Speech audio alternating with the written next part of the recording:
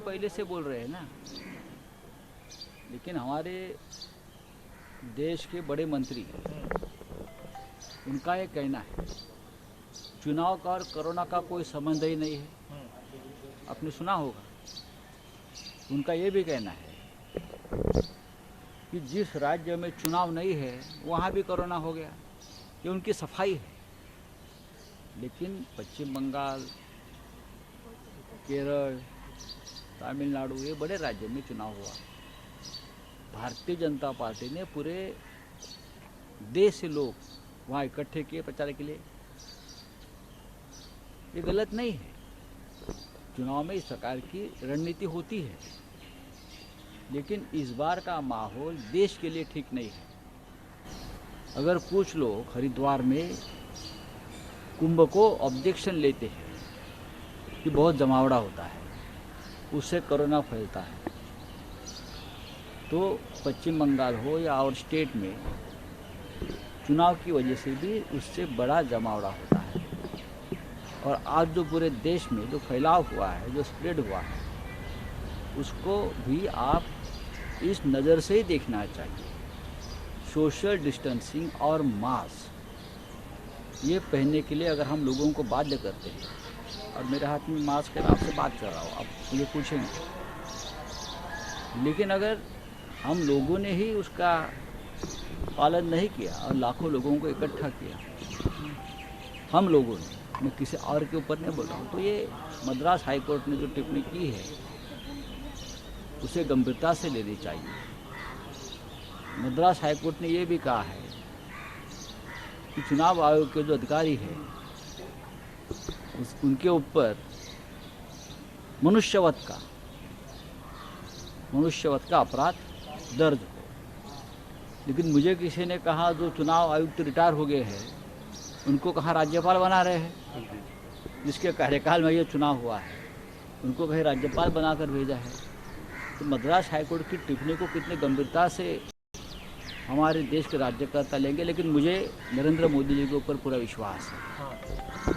जिस तरह से मोदी जी ने अब दूसरी और तीसरी वेव से लड़ने के लिए जो रणनीति बनाई है, मैं देखता हूँ, तो उससे मुझे पूरा विश्वास है कि मद्रास हाईकोर्ट की टिप्पणी नरेंद्र मोदी जी, हमारे देश के प्रधानमंत्री, गंभीरता से लेंगे। सर, अंतर्राष्ट्रीय स्तर पर कहीं ना कहीं भारत का अपमान होता हुआ दिख रहा है। भारत का अपमान ये कोई राजनीति की बात नहीं है। अगर भारत का अपमान हो रहा है अंतर्राष्ट्रीय मंच पर, तो हम सब लोग हमारे आपसी मतभेद भूलकर देश के प्रधानमंत्री के साथ खड़े रहेंगे।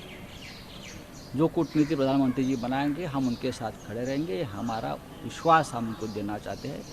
किसी भी अंतर्राष्ट्रीय मंच पर किसी भी हमारे देश का नेता हो या देश की सरकार हो, उनका इस प्रकार से अपमान ठीक नहीं है।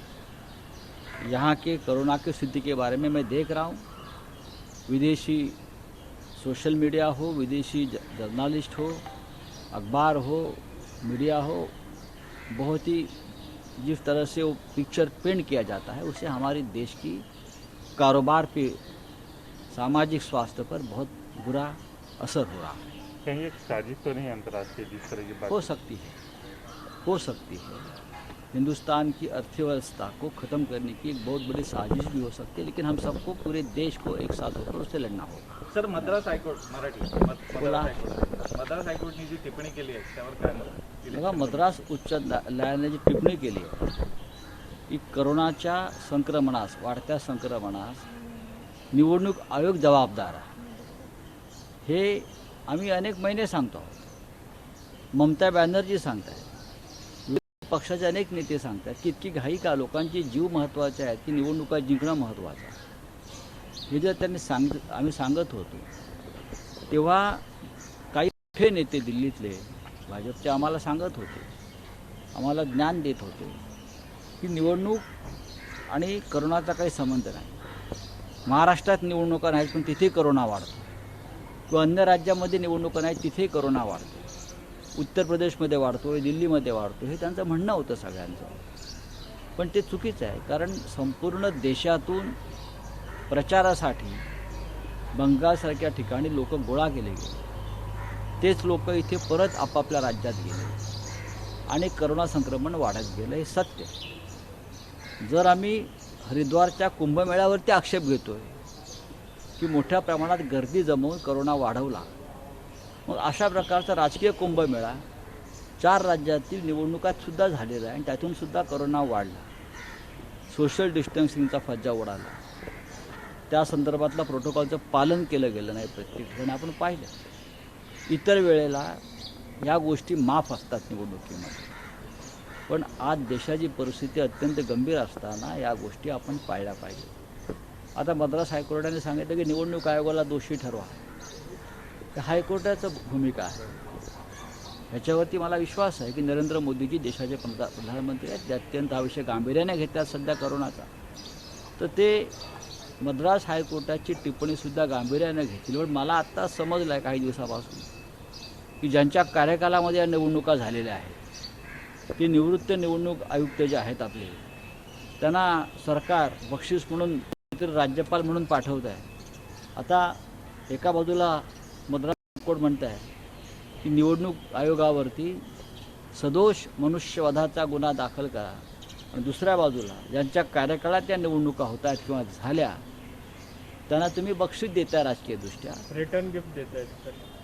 वही तो मैं बोल रहा हूँ, रिटर्न गिफ्ट मिल रहा है, लेकिन प्रधानमंत्री मोदी जी के ऊपर हमारा पूरा विश्वास है. आम्हाला पूर्ण वाटतं आता की नरेंद्र मोदीजींनी ज्या पद्धतीनं पकड घेतलेली आहे या संपूर्ण संकटाशी लढण्यासाठी, प्रधानमंत्री आणि सर्व राज्यांचे मुख्यमंत्री यांच्यामध्ये एक समन्वय आता दिसतो आहे.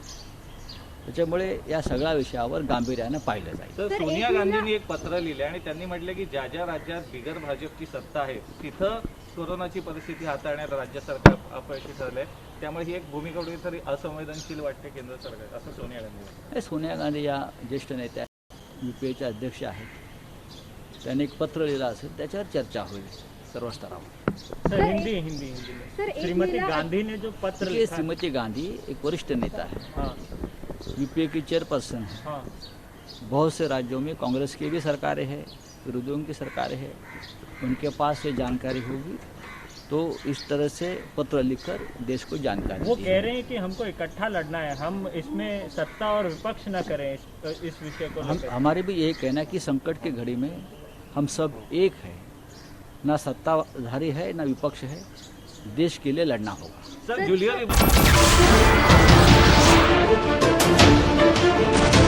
नमस्कार, मैं हूं मानक गुप्ता. अगर आपको हमारा ये वीडियो पसंद आया हो तो इसे लाइक और शेयर जरूर करें, और हाँ, हमें सब्सक्राइब और फॉलो करना ना भूलें ताकि आप देश और दुनिया की कोई खबर मिस ना करें. तो जुड़े रहिए हमारे साथ और देखते रहिए News 24.